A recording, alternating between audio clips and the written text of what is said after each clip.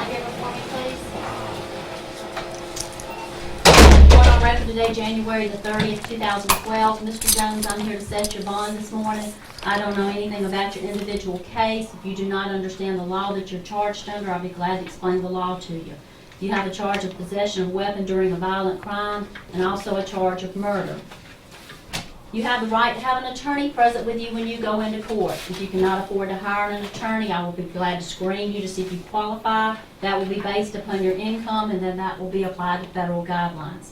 You have a next appearance date scheduled for March the 9th at 9 o'clock in the morning at the courthouse at 109 Park Avenue, with a second hearing date scheduled for June the 1st, 1:30 in the afternoon at the same courthouse, 109 Park Avenue. You also have a right to what is called a preliminary hearing. What happens in that hearing, the state is prosecuting you. They have to come in and give sworn testimony before the judge to establish probable cause. What was your intent, your knowledge, your involvement? Did you violate the laws of the state that you've been charged under? If they cannot establish probable cause, then your charges can be dismissed at this hearing, but you can be directly indicted if there's enough evidence to take before a grand jury. This is the form to request that hearing. You will need to turn this in to your attorney or give it to the solicitor on your next appearance date of March the 9th. If you fail to turn it in to one of the parties, then that means you have possibly waived your right to have this hearing. Do you understand the charge of possession of a weapon during a violent crime? Yeah. On that charge, if you're found guilty, it can carry a sentence of up to 5 years and/or a fine in the discretion of the court. Do you understand the charge of murder? Do you understand the law pertaining to murder? Yeah. That can carry up to life imprisonment or the possibility of death, according to the law.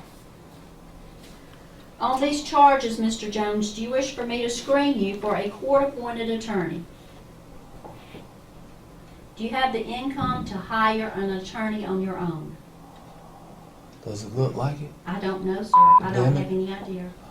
I just ask that you answer my questions.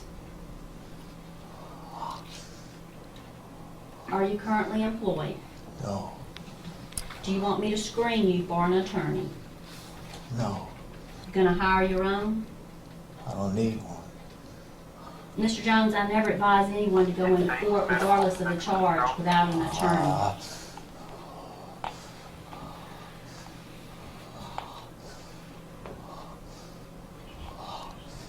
Do you want to be screened for an attorney? I don't care. Mr. Jones.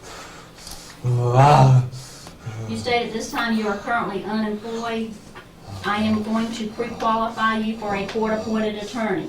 Someone from the Mr. Jones, someone from the Public Defender's Office will come over and speak with you about your case. Now, on the charges of possession of a weapon during a violent crime, here's a copy of all your rights that I've gone over with you. If the charge is brought against you, if you're found not guilty, or if the charges are dismissed or no pros, then these can be expunged from your record, which means they can be erased from your record just like it never existed. Also, if you fail to appear at any of your court hearings, additional charges can be brought against you. Is your mailing address 324 Human Street in Batesburg? Yeah. Mr. Jones, this is your paperwork with your next appearance dates on it. It also tells you that I have pre-qualified you for a court-appointed attorney. I need you to sign that on the bottom line for me, and I will give you a copy of it.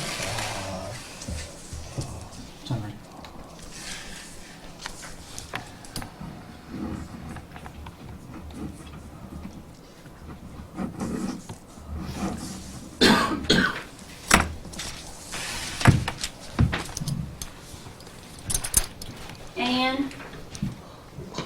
Yes, ma'am. We're going to request that the defendant be ordered not to have any contact with the victim's family, please. Okay. Anyone else like to make a statement? Okay. Mr. Jones, there is going to be a condition that you're not to have any contact with the family of the alleged victim. Do not call, email, text message, no type of electronic communications. Don't have any of your friends call them and try and harass them in any way, because you will have to answer to the court if you do. On the charge of murder, because it does carry life or death imprisonment, then I am not allowed to set a bond on that. You have to go before a circuit court judge to have a bond set. I have given you your rights on that charge. On the possession of the weapon during a violent crime, I'm going ahead and setting your bond at $10,000 on that charge. Understand you cannot be released until you go before a circuit court judge to have your bond set on the murder charge, and you also have a hold on you for another county, so even after that bond is set, the possibility is that you will not be able to bond out. I need you to initial on the front stating you understand your first appearance date for me. You gonna initial right here?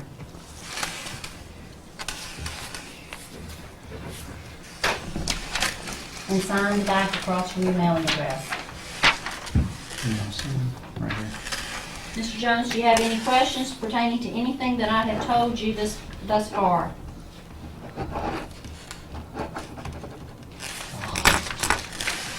Okay.